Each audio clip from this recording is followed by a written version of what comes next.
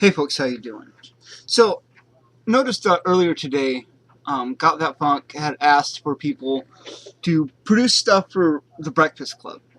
And I'm like, okay, I'll see what I can do. I wasn't really sure what idea I could do for Breakfast Club. And then I watched another Breakfast Club video, one with Brock Lawley in it.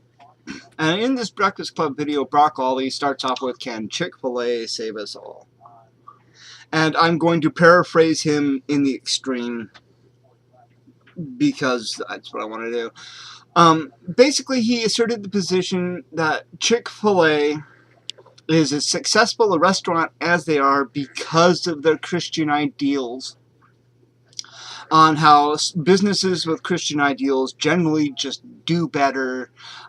People who have Christian ideals are better employees, they do better work, and everything's better when it's Christian on it. You know, like Blue Bonnet, only it's Jesus. You know, and this is where my paraphrasing was going to stop, and this basically address the idea, the blue bonnet whale in the room, elephant in the room. Christian exceptionalism. Usually it's American exceptionalism, but in this case, American exceptionalism and Christian exceptionalism seem to be the same thing. Now, we could address the part of Chick-fil-A and how they are a successful restaurant. Yes, they are. They offer a reasonably cheap, reasonably tasty food at a fast, clean restaurant. That's a good business model. And in fact, that particular business model has been used by almost every successful restaurant business in the last 50 years. Secular ones as well. Now, the fact that Chick-fil-A closes down on Sunday, and that Sunday is family day and all this yada yada yada, okay, you want to turn down sales, that's your business. You want to turn down sales for Jesus, you can. But that isn't why they're successful. You know, if anything, religions, the more people put their religion on their business, they actually drive away a lot of business too. I know personally, I won't do business with a company that is overtly religious. Not just Christian. If it's overtly any religious, I won't. Because people do that as sort of a sucker play. They put their cross, they put their Christian fish, they put their religion on their business, and it's supposed to imply, because these people are religious, their business has higher ethical standards. They're going to do a better job at a fairer price because they're religious. And it's absolute horseshit. A person's religiosity has nothing to do with their business sense. It has nothing to do with what kind of work they do. And absolutely nothing. There are plenty of secular businesses out there that do just fine. There are plenty of businesses out there owned by people who are religious but don't smear the religion on the business, and they're doing just fine too. But people like me will see an overt religion and they won't do it. And it's not necessarily because I'm an atheist and I don't care for religion.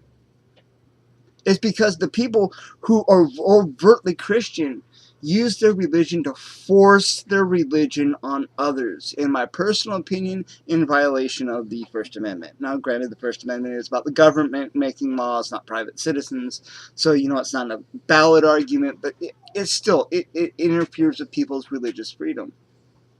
You know, Chick-fil-A, in my understanding, if you are not Christian and they know it, they're not going to be very happy about hiring you. If you don't adhere to their religious ideals, they can and will fire you. I've heard that homosexuals need not apply, or if they just keep it closet, you know. You got the Hobby Lobby, and the Hobby Lobby decision, where Hobby Lobby argued that their Christian ideals should get in between a woman and her doctor. And they argued successfully, you know, to their credit. But these are the things, and these people who do these religious businesses, they try to force the religion on people into their business, which to me says they only want to do business with the religious. And I don't like the way that they do it overtly and political, and, you know, it has to go back to the Christian dominionism that I've talked about in the Five Mountains, and where they're trying to make us into a Christian government and a Christian country when we're not. This is part of it. This is about the mountain of business in Christian dominionism. The Hobby Lobbies, the Chick-fil-A's. Can they save us all? No. No, they cannot. But what they can do is with their subtle branding, with their subtle moves, they can move us into becoming basically the Christian version of Iran. And that's the problem I have when I see these people, I know he went on in his video to talk about how evangelical Christians are, the most generous out there, which one, I don't generally dispute that, and two, so what if it's true? Are you saying that you can buy salvation? That divinity has a dollar price on it? We give more money, so therefore our religion is better than yours? That's not how reality works, man. It's not. And as far as evangelical Christians being more generous, there was a case here in the Seattle area. Actually, I believe it's out towards Issaquah, which is out I-90. Look at a map, all right? There's a mega church out there, and they had a news article where they're showing how the great expansion they did their church, $1.4 million expansion that had an indoor climbing rock wall and a Starbucks caliber coffee roastery and big TVs and huge lounge rooms, and we're so proud of this. In the same area, homelessness has gone up 40% over the last few years. 40%. So if you're going, hey, evangelical Christians are so charitable, yeah, but generally only two Christians, and generally only the way they want to be, and the evidence doesn't bear that out. I know in my local area we have an Islamic mosque up the road, we have a Buddhist temple down the road, and we do see people who are religious giving back, but in our area, it's almost never evangelical Christians. I mean, if there are Christians, it's usually the Methodists or the Catholics. So those are the ones I see visibly doing more charity than evangelical Christians. I see more Muslims doing charity work. I see more Buddhists doing charity work than I do evangelical Christians. And even that's just, I mean, so what? What are you trying to buy your way into heaven through works and deeds? Pretty sure it doesn't work that way. Not because there is no heaven, but because it doesn't matter. Doesn't fucking matter. The point is what he's selling here. This idea, this is a common idea people sell. It is a sales pitch. Because what these people won't tell you, like Brock Lawley and whatnot, won't tell you, maybe they haven't realized this yet. Religion is a business.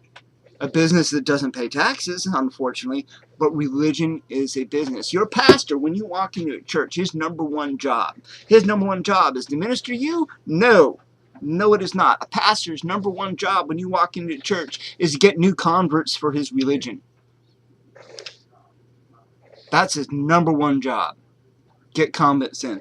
Number two job is to do other things of business, like, rent out the place for weddings, funerals, whatever, rent out his services to get money in. His number three job is to take care of the parishioners.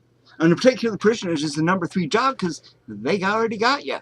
You already believe the nonsense. You're already most likely tithing to the church. They got you. They got your money. They got your political power. You are number three, and you will always be number three because religion is a business.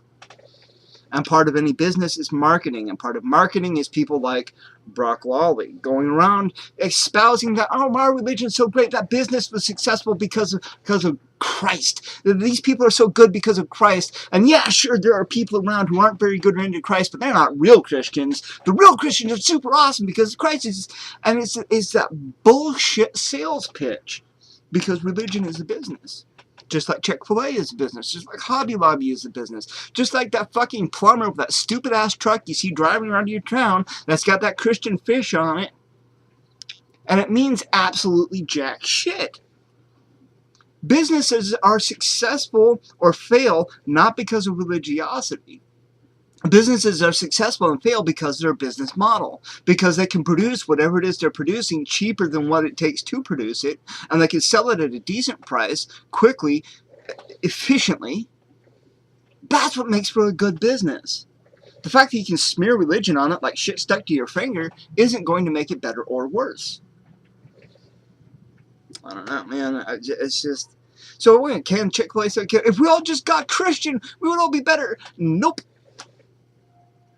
Nope, we wouldn't. People, pedophiles would still be pedophiles, crooks would still be crooks, drug addicts and alcoholics would be drug addicts and alcoholics, and malignant narcissists would still gravitate to religion, because then they can be in charge of a whole bunch of people and have everybody giving adulations unto them. You find a lot of malignant narcissists in the upper echelons of church. People love that. That's what religion is good for. Religion is actually a dark stain. I can see where people can use it for a sense of community and to come together. I can see that there are some positive aspects for people, but by and large, man, just because a business is religion, so what? Means absolutely nothing. And keep in mind, as I've said in other videos, maybe not here for the Breakfast Club, but as I have said in other videos, this whole Make America Great Again, this whole past that they're trying to sell you, we can go back to that where everything was so much better, didn't exist. Never existed. The only reason America had its great period that people want to point you back to is because Europe and Asia were bombed flat during World War II. We had no business competition. And as soon as we got business competition back in the end of the 60s, into the 70s, our economy started to tank. This whole going back to it's an illusion. Didn't exist. So anyways, that's my response to Brock Lawley, Chick-fil-A, Save Us All, Breakfast Club. Don't know when this will come up. I'm going to upload it, see if it's out, and yada yada yada, yakety schmackety. Hey, like, comment, subscribe. If I see one up there, I'll try to catch you in the comment section and whatnot. And, yeah. Boycott Christian businesses because they're assholes.